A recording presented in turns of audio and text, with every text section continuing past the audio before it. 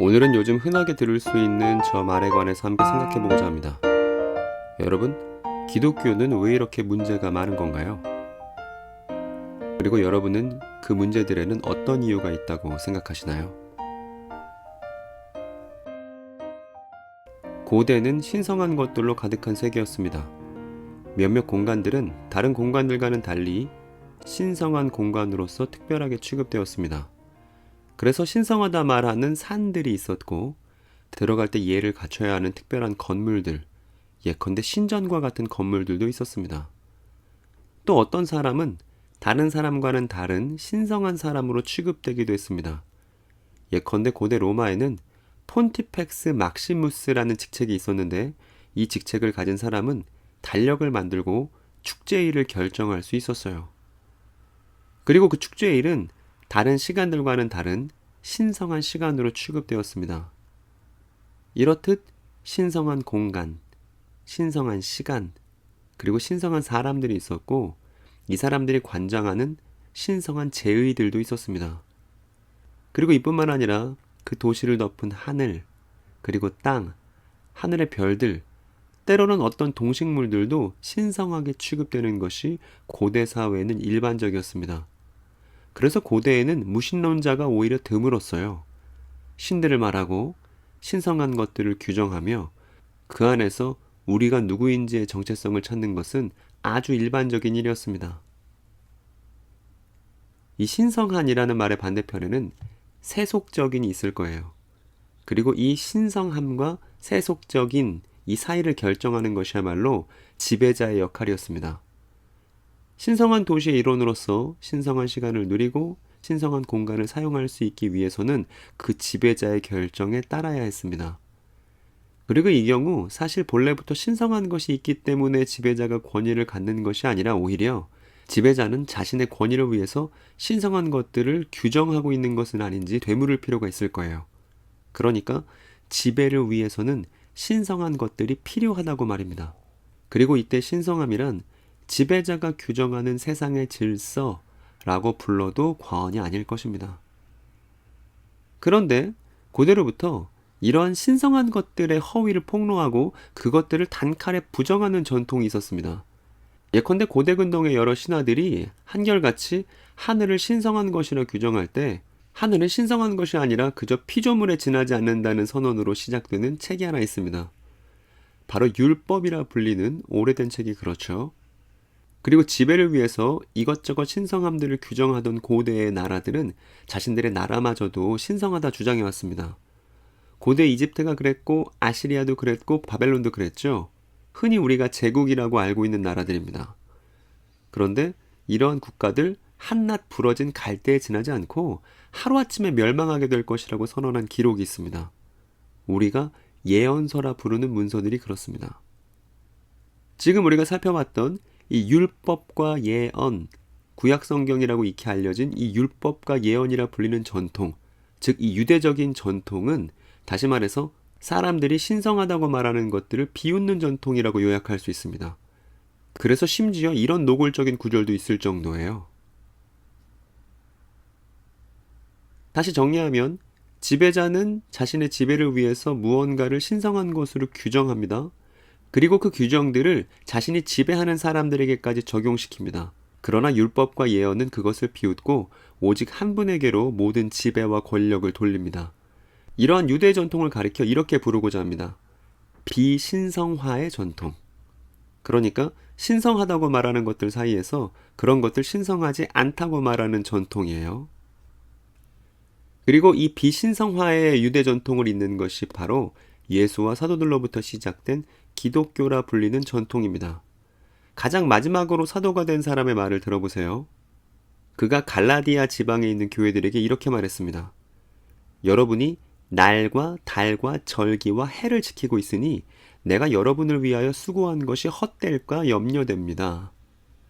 그러니까 바울은 특정한 날이 신성하다는 생각을 거절했습니다. 특정 달이 신성하다는 생각도 거절했어요. 특정 절기나 특정 해를 신성하다고 지켜서는 안 된다고 말했습니다. 즉 바울 자신이 전한 복음이라는 소식은 특정 시간을 신성화하는 것과는 아무 관련이 없다고 선을 그은 것이죠. 그리고 예수로부터 시작되어 사도들을 통해 생겨난 공동체들은 다음의 특징을 갖고 있었습니다. 이 공동체 안에서는 특정 사람들만 신성하다고 말할 수 없었습니다. 이 공동체 구성원 모두가 사제라고, 제사장이라고 불렸거든요. 이 공동체 구성원 모두가 사제라고 불린다는 것은 어떤 사람도 자신만 사제라고 주장할 수 없다는 것을 의미했습니다. 그리고 이 공동체 안에서는 특별한 신성한 제의가 불가능했습니다. 왜냐하면 이들은 자신들이 따르는 예수라는 사람의 그 십자가 처형이 영원한 제사고 완결된 제사라 주장했기 때문입니다. 그리고 우리가 방금 바울에게서 확인했듯 특정 시간, 날, 달, 절기 등을 신성하다고 말할 수 없었죠. 오히려 모든 시간 속에서 자신들의 신이 함께 하신다고 말하는 게 그들에게 적절한 시간 표현이었습니다. 마지막으로 그들에게는 신전이 필요하지 않았습니다. 가정에서 그저 예수를 기억하는 것만으로도 그 가정집이 곧 성전의 역할을 수행할 수 있었습니다. 그들은 오히려 모든 곳에 하나님이 계시다 말해왔고 특정 건물을 신성하게 여기지 않았습니다. 그러니까 이 사람들은 신성화도 아닌, 그렇다고 그것의 반대말인 세속도 아닌 그러한 자신들의 삶을 가리켜 다음의 유대적 표현을 통해서 말해왔습니다. 거룩이라고요. 유대 전통 안에서 거룩은 분리되었다는 의미거든요. 그리고 이 분리는 1세기 교회에 있어서 당시 로마 사회가 말하는 신성함으로부터의 분리였습니다. 그러니까 거룩은 신성한 세계에서의 공백이라고 말할 수 있을 거예요. 어떤 사람들은 이 고대의 신성함과 기독교 전통으로서의 거룩을 혼동하는 사람들도 있긴 한데 사실 이 두 가지는 서로 극명하게 충돌하는 것이었습니다. 적어도 로마가 기독교를 국교로 삼기까지 많은 이들이 순교했던 것은 저 신성함과 거룩의 충돌이라 말해도 무방할 정도예요. 신성하게 여겨지는 로마 황제 숭배와 로마 황제는 신성하지 않다는 비신성화의 투쟁이 바로 거룩의 투쟁이었습니다. 그렇다고 이 거룩은 신성한 것이 아무것도 없다고 말하는 세속만은 또 아니었습니다. 오히려 거룩은 한 사람을 통해서 모든 것이 신성해졌음을 말했습니다. 그래서 특정 건물이 아닌 창조세계 전체가, 특정 시간이 아닌 모든 시간이, 특정 사람만이 아니라 모든 사람이 하나님의 것이라 주장해왔던 것이죠. 이것이 1세기 기독교 전통이었습니다. 그러니까 교회의 거룩을 말하기 위해서는 두 번의 아닙니다가 필요합니다. 거룩은 조직 안에 신성한 것들을 만드는 지배자의 일도 아니고 그렇다고 신성한 것이 없다고 말하는 세속도 아니라고 말입니다. 여러분은 거룩이라는 단어에 대해서 어떻게 생각해 오셨나요? 여러분에게는 이 단어가 어떤 의미인지 여러분의 경험담을 통해서 들려주시기 바랍니다. 그런데 그러한 거룩을 말하는 교회 안으로 신성하다 여겨지는 특별한 무언가가 다시 흘러오는 일이 발생했습니다. 그리고 이 일은 생각보다 일찍부터 벌어졌어요. 이러한 신성화 작업은 기독교가 아닌 종교들에게는 아주 익숙한 것이죠. 앞에서 말씀드렸던 바와 같이 신성한 것을 만들어야 그것을 관리하는 사람들이 임명되고 그 임명된 사람들에 의한 지배가 수월해집니다. 그래서 제의가 만들어지고 그 제의로 인해서 신성한 사람과 그렇지 않은 사람들이 갈라지는 것이죠. 이렇듯 신성화 작업은 지배와 밀접한 관련이 있다고 말씀드렸습니다. 반면 특정 건물도 신성하지 않다고 말하고 특정 시간도 신성하지 않다고 말하고 특정 사제 계급도 신성하지 않다고 말하고 그리고 매 주기 따라 펼쳐지는 제위는 신성한 것이 아니라고 말하는 사람들은 당대 사람들에게 아주 괴상한 모습, 어떤 틀에도 들어맞지 않는 모습으로 보였을 겁니다. 그래서 로마 사람들은 1세기 기독교인들을 가리켜서 아예 무신론자라 부르기도 했습니다. 그런데 이 사실은 우리가 기독교의 타락이라고 말한다면 이 기독교의 타락이 어떤 것일지 그 구체적인 의미를 짐작할 수 있게 해주죠. 타락이라는 말의 의미는 원래 상태에서 떨어졌다는 의미입니다. 그래서 떨어질 타자에 떨어질 낙자를 쓰죠. 마찬가지로 영어 단어로도 그래서 fall이죠.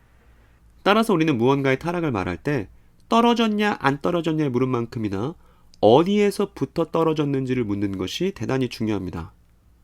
그런데 만일 기독교 안에 신성하다고 여겨지는 무언가가 다시 도입되었다면, 그래서 기독교가 당대 사람들에게 낯설거나 이질적인 본래의 전통이 아니라 그저 익숙한 것으로 탈바꿈했다면, 그렇게 1세기의 비신성화 전통으로부터 교회가 끊어졌다면 우리는 그것을 타락이라고 말할 수 있을 거예요.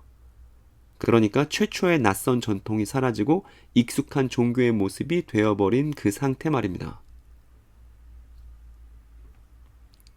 잘 알려져 있듯이 1세기에 예수와 사도들로부터 기독교 전통이라 부를 만한 것이 시작되었습니다. 그리고 예수와 사도들은 모두 유대인이었기 때문에 기독교 전통은 곧 유대적이라 말할 수 있습니다. 그런데 그럼에도 불구하고 교회는 유대와 빠르게 손절하게 됩니다. 이것을 확인해 볼 수 있는 것은 4세기 시절에 있었던 교회들이 모여서 주요 안건을 다뤘던 공의회에 관한 기록들입니다. 니케아 공의회와 콘스탄티노플 공의회에서 교회는 유대교가 아닌 것으로 스스로 자신들을 규정했고, 여러 기독교의 주요 교리들이 구약 성경의 풍성한 이야기보다는 히랍 철학 개념들에 의해서 연구되고 결정되었습니다. 당시 히랍 철학은 일반적인 지식의 방법이었고, 또 당대 이단들도 철학을 사용했기 때문에 교회 역시 이단에 반박하기 위해서 이 히랍 철학이라는 방편을 사용하기도 한 것이죠. 그러니까 교회를 지키기 위해서, 또 이교 세계의 기독교를 알리기 위해서도 히랍 철학은 필요한 일이었는지도 모릅니다. 그런데 교회는 그렇게 하면서도 자신들의 유대적인 뿌리를 보존했어야만 했습니다. 그러나 이 시절 교회의 유명한 설교가였던 요한 크리소스토무스는 유대인을 반박함이라는 책을 그 시절 저술했고, 또 성경을 라틴어로 번역한 히에로니무스는 유대인이면서 기독교인일 수는 없다고 선언했습니다. 그러니까 이 시절 이미 기독교는 유대적 전통과 거리를 두고 있었다는 사실을 확인할 수 있는 것이죠. 사실 생각해보면 예수와 사도들은 모두 유대인이면서도 기독교인이었고, 바울 역시 유대 회당을 방문하면서도 예수를 믿는 것에 아무 지장이 없었습니다. 그러나 교회가 생긴 지 몇백 년 안 된 이 격변의 시기에 기독교는 자신들의 뿌리를 유대인의 삶으로부터 뽑아버렸습니다. 그리고 그 뽑힌 뿌리는 어디에 박혔냐 하면 로마 제국에 박혔습니다. 그리고 이때 기독교는 로마의 국교가 되었습니다. 그리고 다음과 같이 뻔히 예상되는 문제들이 발생했습니다. 먼저는 다수의 로마 사람들이 로마에 속해 있다는 이유만으로 자연스럽게 기독교인이 될 수 있었습니다. 그리고 이렇게 유입된 다수의 사람들에게 깊은 회심을 기대할 수는 없었겠죠. 따라서 기독교인이 되면서도 이전의 이교들에서 익숙한 관습들을 포기하는 일도 없었습니다. 그래서 이로써 이교도 관습과 기독교가 섞여서 소위 기독교 문화라는 것이 생긴 것이죠. 그런데 이 기독교 문화는 기독교의 뿌리가 되는 유대적인 면모는 모두 세탁된 문화였습니다. 그리고 오히려 로마 제국의 문화와는 대단히 유사성을 띠고 있는 것이었죠. 다시 말해서 이 시절부터 신성한 것들이 자연스럽게 기독교 안으로 유입되기 시작한 것입니다. 다음의 사례들을 한번 생각해 보세요. 만일 누군가가 이교도 신전에 들어갈 때 성수를 뿌렸다면 이것은 그 신전 건물을 대단히 신성하다고 취급한 것이죠. 그런데 그 사람이 로마 시민으로서 기독교인이 된 이후에도 교회 예배당에 들어갈 때 성수를 뿌리는 행위를 한다고 한번 가정해 봅시다. 그리고 이것은 지붕 뚫린 자신의 집이 마치 유대 성전인 것처럼 용서를 선언했던 그 한 분이라면 손사래를 치고 거절했을 일입니다. 그러나 곳곳에 이러한 신전들을 두었던 제국의 종교들에게는 익숙한 행위였을 거예요. 그리고 만일 기독교 안에 특별한 사제 그룹이 생기기 시작했다면 이것 역시 이 교회는 익숙하지만 기독교적이지 않은 것이라 말할 수 있을 겁니다. 사도들은 예수를 따르는 모든 사람이 레위 지파이고 곧 제사장이라고 말했습니다.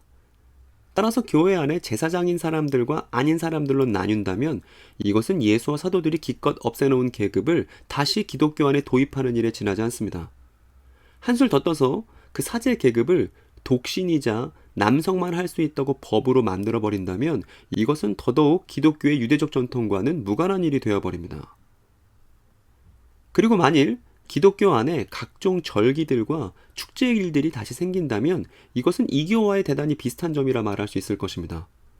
제가 앞에서 로마 제국에서 달력을 만들고 축제일을 정하는 직책이 폰티펙스 막시무스라고 말씀드렸죠.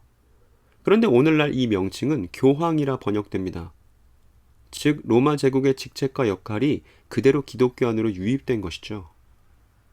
그리고 이교에서나 불법한 형상들도 기독교 안으로 자연스럽게 들어왔습니다. 만일 기독교가 유대교 전통을 잇고 있다는 사실이 분명했다면 10계명만 생각해 보아도 이것은 용납하기 대단히 어려운 일이었겠지만 어려서부터 로마 제국에 살던 사람들에게는 모두 익숙한 일들이었습니다.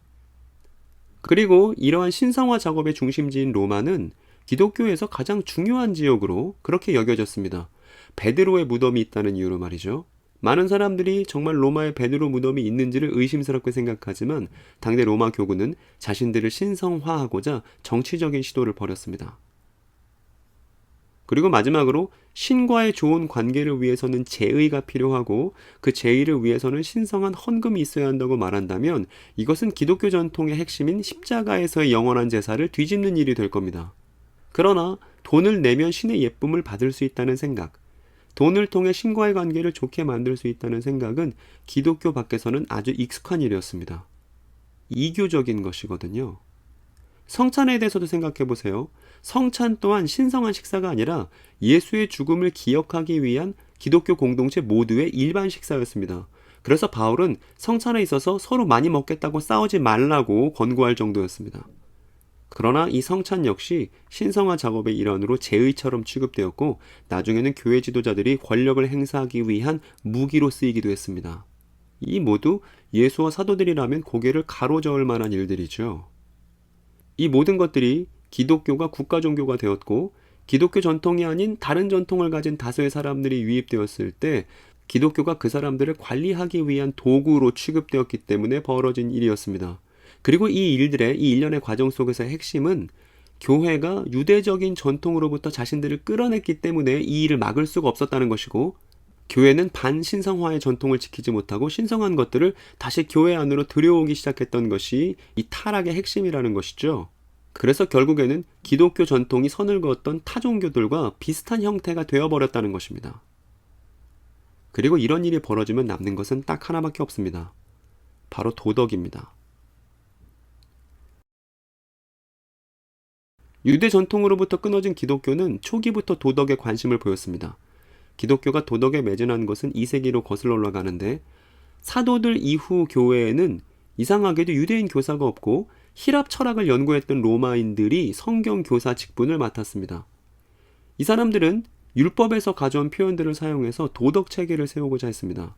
그리고 이렇게 덕스럽게 사는 것은 교회 밖에서도 익숙한 것이었습니다. 플라톤도 아리스토텔레스도 모두 덕을 말해왔기 때문이죠. 이로써 우리는 신성하지 않은 것인데 그것을 교회 안으로 갖고 와서 신성하게 만드는 오늘의 마지막 사례를 보게 됩니다. 바로 도덕의 신성화입니다. 우리는 이 도덕의 신성화가 교회를 어떻게 망가뜨리는지를 잘 주목해 볼 필요가 있습니다. 다시 로마 제국으로 돌아가면 4세기부터 7세기까지 게르만족이 로마로 유입되었습니다. 이것을 가리켜 게르만족의 대이동이라고 세계사 시간에 배우잖아요.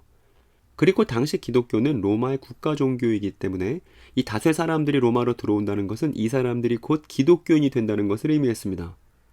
그러나 이 사람들은 기독교에 대해서 들어본 바 없는 로마 입장에서는 무질서한 이교도들이잖아요. 그래서 교회는 이 무질서한 이교도들에게 질서를 부여하고자 했고 이때 사용된 것이 바로 도덕교육이었습니다. 다시 말해 착하게 살기 위한 규율들을 교회가 제공하기 시작한 것이죠. 기독교의 옷을 입은 그러나 유대적이지 않은 규율들이 다수의 사람들에게 강제되기 시작한 겁니다. 그리고 이 사이에 중요한 일이 벌어지는데 7세기에 이슬람이 생겨납니다.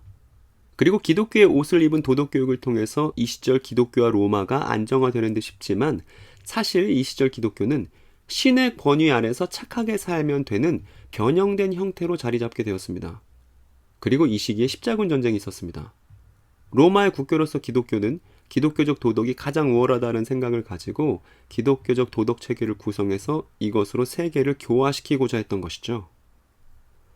그런데 외부의 적과 싸우는 일이 그치고 14세기, 15세기가 되면 그동안 억눌려 놓았던 인간의 부도덕함들이 터져나오기 시작합니다. 봉건 영주들은 끊임없이 전쟁을 벌였고 바로 이 시기에 잉글랜드와 프랑스 사이에 100년 전쟁이 있었습니다. 온갖 요술, 마술, 주술, 초혼제, 음산한 리사, 루시퍼를 찬양하는 행위들도 벌어졌고 신비주의 이단들도 우후죽순 생겨났습니다. 이런 혼란스러운 전국 속에서 당연히 사람들은 다시 더 강력한 제도와 도덕으로 회귀하길 바랬습니다. 그래서 교황들은 법을 세우고 부패한 성직자를 처벌하며 교회는 제도와 조직을 통해 하나 되는 방식으로 문제를 해결하고자 했습니다. 엄격한 도덕주의를 가지고 말입니다. 그리고 이러한 과정 속에서 도덕과 함께 강화되는 것은 순종에 대한 강요입니다. 너희들은 이렇게 살아야만 돼. 안 살면 큰일 나. 뭐 이런 것이죠. 그런데 여러분, 인간의 이러한 부도덕함이 도덕을 강요하는 것으로 해결될 수 있을까요? 역사가 보여주는 것은 도덕에 대한 강압을 가지고 눌러놓으면 그 눌러놓았던 부도덕은 다시 폭발하고 이것이 반복된다는 것입니다. 그리고 이 반복 속에서 기독교가 택한 것은 도덕과 부도덕 사이에서 더욱더 강력한 법, 더 강력한 조직, 더 강력한 제도를 세우는 것이었습니다. 여러분 이쯤에서 잠깐 멈춰서 다음을 생각해 봤으면 좋겠습니다. 만일 인간이 도덕 체계를 만들어서 그것을 신성한 것으로 여길 때, 그리고 이 신성한 도덕 체계에 순응하기만 하면 된다고 말할 때 이것은 어떤 문제를 야기시킬까요? 여러분은 어떻게 생각하세요? 도덕의 순응이라는 전략에는 하나님의 자리가 없습니다. 결국 그렇게 도덕적으로 살 수 있는 인간과 그럴 수 없는 인간으로 눈에 보기에 나눠질 뿐입니다. 그러나 그 도덕의 사람도 결국 그 도덕 체계를 거스를 수밖에 없는 죄인으로서 드러난다는 인간의 곤경만을 확인할 뿐입니다. 그렇다면 본래 기독교 전통은 무엇을 말할까요? 기독교 도덕이라는 것은 애시당초 없습니다. 왜냐하면 착하게 살라는 것은 기독교 계시와 정면으로 충돌하기 때문입니다. 기독교의 전통은 도덕주의가 아니라 하나님께서 자신을 나타내셨다는 것에 기초를 두고 있습니다. 이것을 계시라고 하는데 하나님의 계시는 어떠한 인간의 도덕에도 들어맞지 않고 오히려 하나님께서 드러나실 때 도덕적이고 윤리적으로 살아왔다고 자부하는 사람은 그 허위를 드러낼 것이 기독교 전통의 면면에 드러납니다. 왜냐하면 기독교 전통은 자신의 능력으로 스스로 건전해질 수 있다고 말하는 인간은 죄인이라고 늘 말해왔기 때문입니다. 기독교 전통을 확인할 수 있는 유대인 바울의 기록에는 이런 내용이 있습니다. 법조문을 따라 받는 할례가 아니라 성령으로 마음에 받는 할례가 참 할례다. 이런 사람이 사람에게서가 아니라 하나님에게서 칭찬을 받는다. 할례는 하나님의 백성이라고 말하는 유대인이 난지 8일째 되는 아이의 성기 표피를 잘라서 이 아이가 하나님의 백성임을 확인할 수 있게 하는 표지로서 시행했던 것입니다. 그러니까 오늘날로 말하면 자아 정체성을 확인하는 표지라고 말할 수 있을 거예요. 그런데 바울은 기독교인이라는 자아 정체성이 법조문으로 얻어지는 것이 아니라고 했습니다. 그리고 곧장 언급되는 성령이라는 것은 인간의 도덕체계로는 다 파악할 수가 없는 하나님의 숨결을 일컫는 말이었습니다. 그리고 같은 내용이 로마서 7장에도 등장합니다. 기독교 전통은 성령이 주시는 새정신으로 인간다운 인간이 되는 것이지 도덕체계에 순응하는 낡은 정신으로 사는 인간을 말하지 않는다는 것을 이 로마서 7장 6절에서 확인할 수 있죠. 이렇듯 바울은 늘 법, 문자, 규정 같은 걸로 사람을 새롭게 할 수 있다는 주장을 대놓고 거절했습니다. 심지어 그것이 신성한 법이라도, 신성하다 말하는 문자라도, 신성하다고 말하는 규정이라 할지라도 그것들은 인간의 곤경만을 드러낼 뿐 인간을 새롭게 할 수 없다는 사실을 천명했습니다. 하지만 이렇게 이런저런 신성한 것들을 통해서 사람에게 뭔가 해주겠다는 것은 기독교 밖 이교에서는 익숙한 방법이죠. 신성하지 않은 것을 신성하다고 말하는 지배의 방식 말입니다. 이와 반대로 바울은 한 분의 영을 통해서만 저 법과 문자와 규정들이 이루고자 하는 목표를 이룰 수 있다고 말해왔던 것이죠. 그런데 우리가 역사를 통해서 확인하게 되는 문제는 예수 전통 바깥에 있던 1세기 기독교 전통 바깥에 있던 도덕과 법을 신성하게 취급해서 이걸 갖고 뭔가 해보려는 시도가 이제 기독교 안으로 유입되어 버렸다는 것입니다. 그것도 기독교 도덕의 이름으로 말입니다. 이상 우리는 1세기에서부터 15세기까지의 기독교를 아주 간단하게 살펴봤습니다. 1세기의 전통은 비신성화의 전통이었고 거룩의 전통이었는데 이것이 어떻게 희석되게 되었는지, 다시 말해 교회가 신성한 것들을 어떻게 다시 세우게 되었는지를 살펴보았습니다. 그리고 이 일의 배경에는 무엇보다도 유대인이 기록한 성경을 유대인의 시각에서 읽지 않고 히랍 철학자들의 시각으로 읽었던 것이 심각한 결과를 자초했던 문제의 근본적인 원인이라는 것을 발견하게 됩니다. 이 시절 성경 읽기는 플라톤식으로 읽던 방식과 아리스토텔레스식으로 읽던 방식으로 나눌 수 있을 만큼 히랍 철학에 의해서 성경을 보던 전통 단절의 시기입니다.